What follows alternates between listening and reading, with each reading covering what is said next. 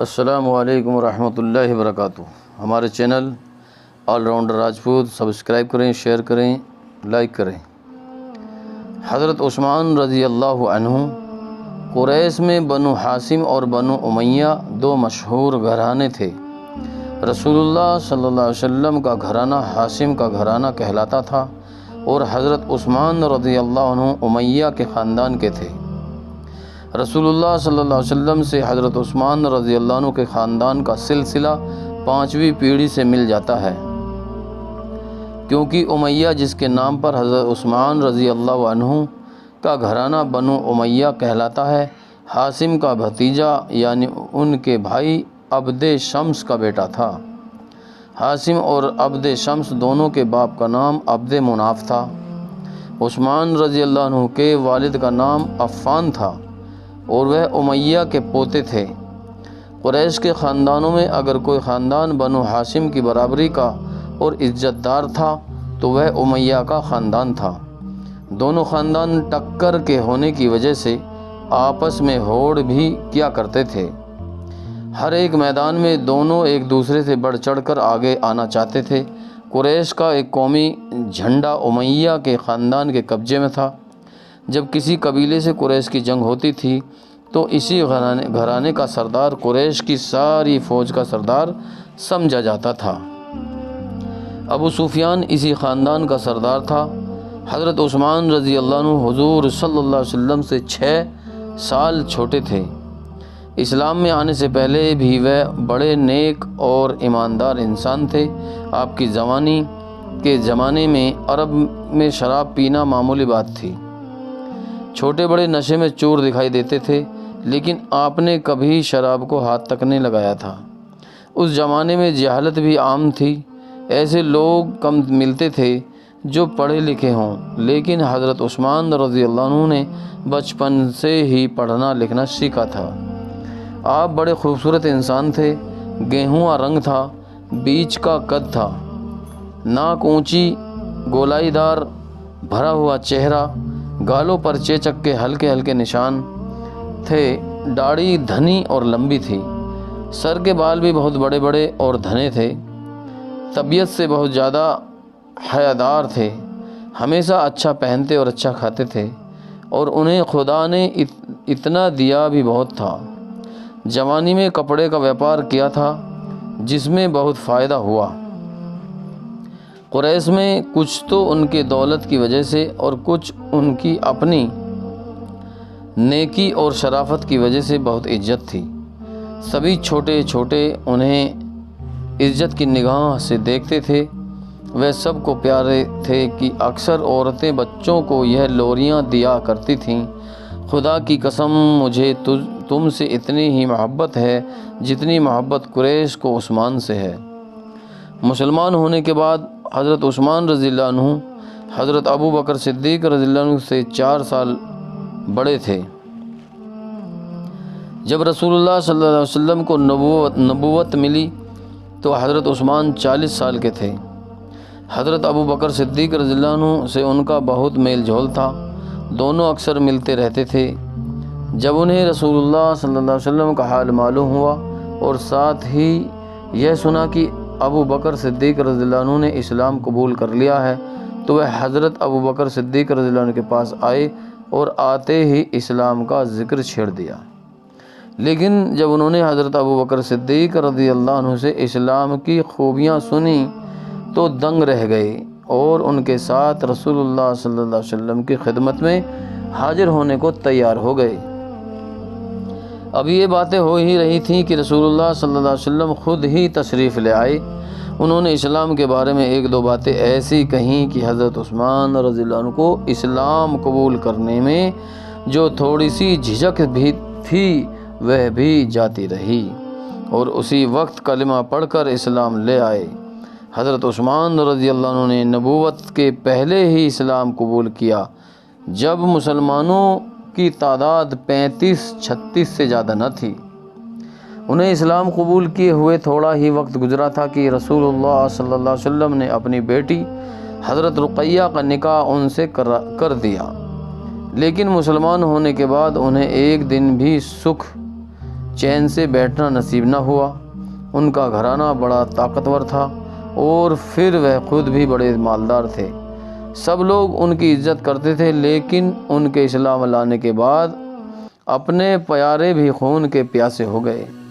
امیہ کا گھرانہ رسول اللہ صلی اللہ علیہ وسلم کی ہر طرح کاٹ کرنے اور مسلمانوں کو دکھ دینے میں آگے آگے دکھائی دیتا تھا۔ یہ بات بھلا انہیں کیسے برداشت ہو سکتی تھی کہ ان کے خاندان کا کوئی ایک انسان بھی ایک ہاشمی کو نبی مان لے اور اپنے سارے خاندان سے الگ ہو کر رہ جائے۔ اس لیے وہ حضرت عثمان سے بہت ناراض تھے۔ ایک بار ان کے چچا حکم بن عاص نے ان کے ہاتھ پاؤں باندھ کر انہیں خوب پیٹا اور پھر قید کر لیا۔ اس کے بعد خاندان والوں میں سے ایسی سختی آئی کہ ان کے لیے مکہ میں رہنا مشکل ہو گیا۔ اس لیے وہ رسول اللہ صلی اللہ علیہ وسلم کی اجازت سے حضرت رقیہ کو ساتھ لے کر حبشہ چلے گئے۔ یہ جگہ عرب کے کنارے کے سامنے ہے۔ دونوں دیشوں کے بیچ بسے ایک سمندر بحیرہ کلجم آڑے آتا ہے۔ حبشہ کا راجہ نجاشی عیسائی مذہب کا ماننے والا تھا۔ اس نے اپنے وطن والوں کو بہت مذہبی چھوٹ دے رکھی تھی۔ حضرت عثمان رضی اللہ عنہ کے حبشہ پہنچنے کے بعد اور بہت سے مسلمان بھی مکہ چھوڑ کر حبشہ چلے گئے۔ قریش نے بڑے جتن کیے کہ کسی طرح نجاشی مسلمانوں کو ان کو سونپ دے، لیکن نجاشی نے صاف منع کر دیا اور یہ مسلمان ان کے وطن میں آرام نصیب نہ تھا۔ حبشہ میں سکھ چین کا جیون بتانے لگے۔ حضرت عثمان رضی اللہ عنہ حبشہ میں کئی سال رہے۔ یہاں بڑی تسلی اور سکھ چین ملتا تھا، پھر بھی وطن کی یاد کبھی کبھی تڑپا دیتی تھی۔ ایک بار افواہ اڑی کہ سارے قریش نے اسلام قبول کر لیا۔ حضرت عثمان رضی اللہ عنہ اور کچھ دوسرے مسلمانوں نے اس خبر کا پکا یقین کر لیا اور مکہ چل دیے۔ یہاں تو پتہ چلا کہ قریش کا اسلام لانا تو رہا الگ، ان کا ظلم تو پہلے سے بھی زیادہ بڑھ گیا ہے۔ جو مسلمان حضرت عثمان رضی اللہ عنہ کے ساتھ حبشہ آئے تھے، وہ تو کچھ دن مکہ میں رہ کر واپس چلے گئے، لیکن حضرت عثمان پھر حبشہ نہ گئے۔ اس وقت مدینہ کے کچھ لوگ مکہ آئے، رسول اللہ صلی اللہ علیہ وسلم سے ملے اور اسلام قبول کر لیا۔ اگلے سال کچھ لوگ اور آئے۔ رسول اللہ صلی اللہ علیہ وسلم نے ان کے ساتھ اپنے ایک صحابی حضرت مصعب رضی اللہ عنہ کو مدینہ بھیجا۔ ان کی کوشش سے بہت سے لوگ، جن میں قبیلہ اوس کے سردار سعد بن معاذ بھی تھے، مسلمان ہو گئے۔ ایک سال کے بعد مدینے کے 72 آدمی، جس میں عورتیں بھی تھیں، آپ کی خدمت میں حاضر ہوئے اور عرض کی کہ آپ مدینہ تشریف لے چلیں۔ آپ خود تو نہیں گئے مگر صحابہ رضی اللہ عنہ اجمعین کو جانے کی اجازت دے دی۔ اب سب مسلمان ایک ایک کر کے مدینہ جانے لگے تو حضرت عثمان بھی اپنے گھر والوں کو لے کر مدینہ روانہ ہوئے۔ جب سارے مسلمان مدینہ جا چکے تو حضور صلی اللہ علیہ وسلم نے حضرت ابو بکر صدیق رضی اللہ عنہ کے ساتھ ہجرت کی اور حضرت علی رضی اللہ عنہ کو حضور صلی اللہ علیہ وسلم نے لوگوں کی امانتیں لوٹانے کے لیے مکہ ہی میں چھوڑ دیا۔ وہ سب سے بعد میں مدینہ پہنچے۔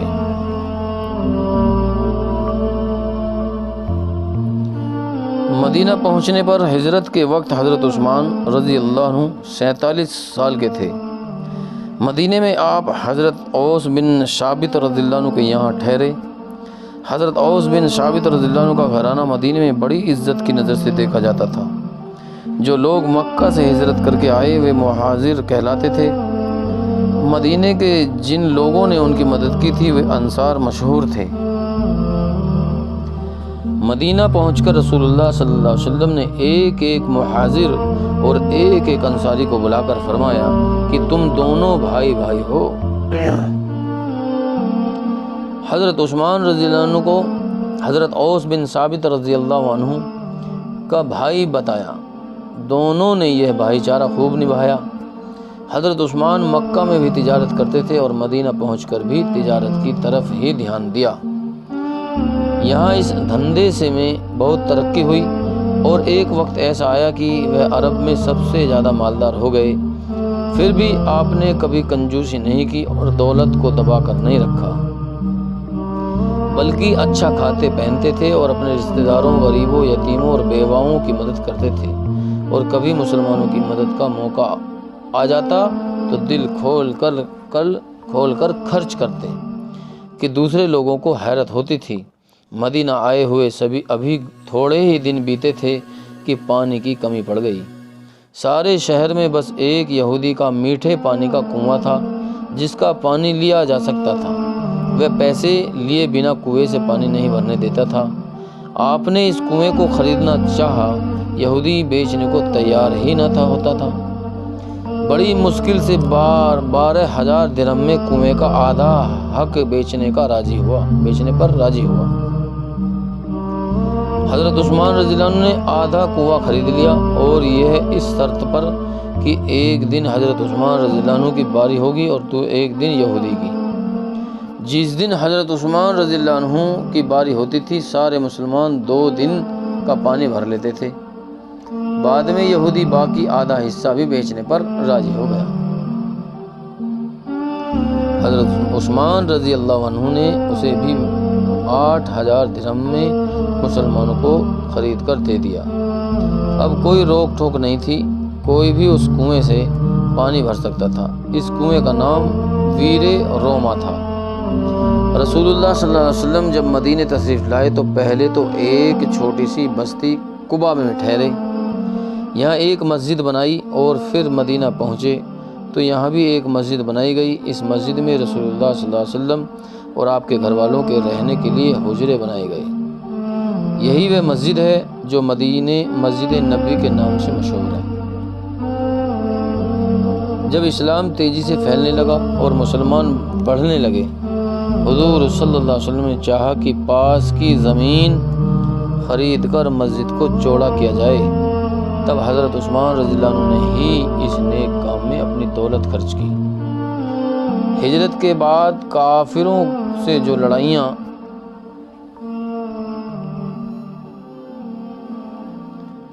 ہوئیں ان میں بھی حضرت عثمان رضی اللہ عنہ موجود تھے، لیکن بدر کی لڑائی میں اس لیے نہ جا سکے کہ آپ کی بیوی اور حضور صلی اللہ علیہ وسلم کی بیٹی حضرت رقیہ رضی اللہ عنہا بہت بیمار تھیں۔ حضور صلی اللہ علیہ وسلم نے آپ کو ان کی دیکھ ریکھ کے لیے مدینے میں چھوڑا۔ جس دن حضرت رقیہ رضی اللہ عنہا نے وفات پائی، اسی دن یہ خبر آئی کہ بدر میں مسلمانوں نے کافروں پر فتح پائی۔ حضرت عثمان کو ایک تو بیوی کی وفات کا بڑا صدمہ تھا اور جہاد کے ثواب میں شریک نہ ہونے کا بھی بہت افسوس تھا۔ اس پر آپ کو اس بات کی خوشی ہوئی کہ مسلمانوں کا لشکر کافروں پر فتح پا گیا۔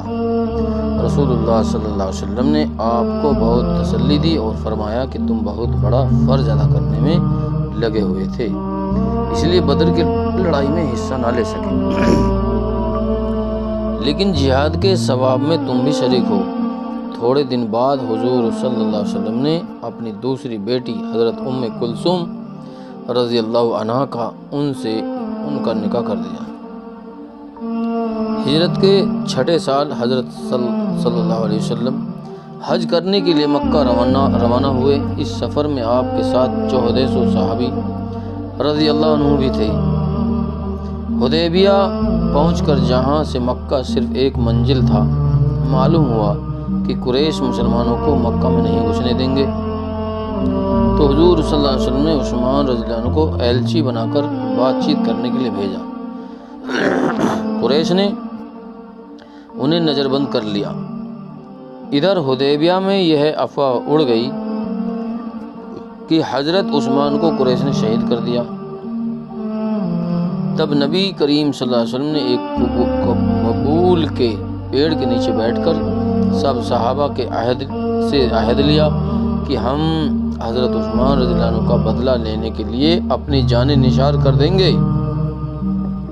کیونکہ اس موقع پر حضرت عثمان رضی اللہ عنہ موجود نہیں تھے، اس لیے نبی کریم صلی اللہ علیہ وسلم نے ان کی طرف سے اپنے ایک ہاتھ پر دوسرا ہاتھ رکھ کر بیعت کی اور کہا کہ یہ ہے میرا ہاتھ اور یہ عثمان رضی اللہ عنہ کا ہاتھ ہے۔ یہ بیعت ایک پیڑ کے نیچے بیٹھ کر لی گئی، اس لیے بیعت الشجرہ کہلاتی ہے۔ اسے بیعت رضوان بھی کہتے ہیں کیونکہ اس موقع پر اللہ تعالیٰ نے قرآن میں خوشی ظاہر کی ہے۔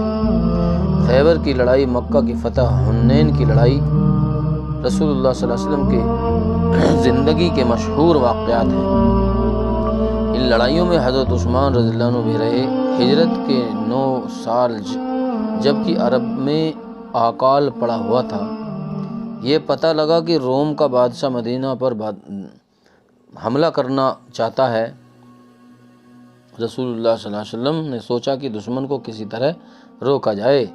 فوج کی تیاری میں بڑی مشکلوں کا سامنا کرنا پڑا، لیکن پھر بھی مسلمانوں نے اپنی اپنی حیثیت سے اونٹ، گھوڑے، روپیہ دیا۔ حضرت عبد الرحمن بن عوف رضی اللہ عنہ نے 40,000 درہم دیے۔ حضرت عثمان نے 1,000 اونٹ، 70 گھوڑے اور رسد کے سامان کے لیے 1,000 دینار نقد بھیٹ دیے۔ جب مسلمانوں کو لشکر بالکل لیس ہو کر مدینہ کے قریب تبوک پہنچا تو پتہ چلا کہ عیسائیوں کے حملے کی خبر غلط تھی، اس لیے رسول اللہ صلی اللہ علیہ وسلم لوٹ آئے۔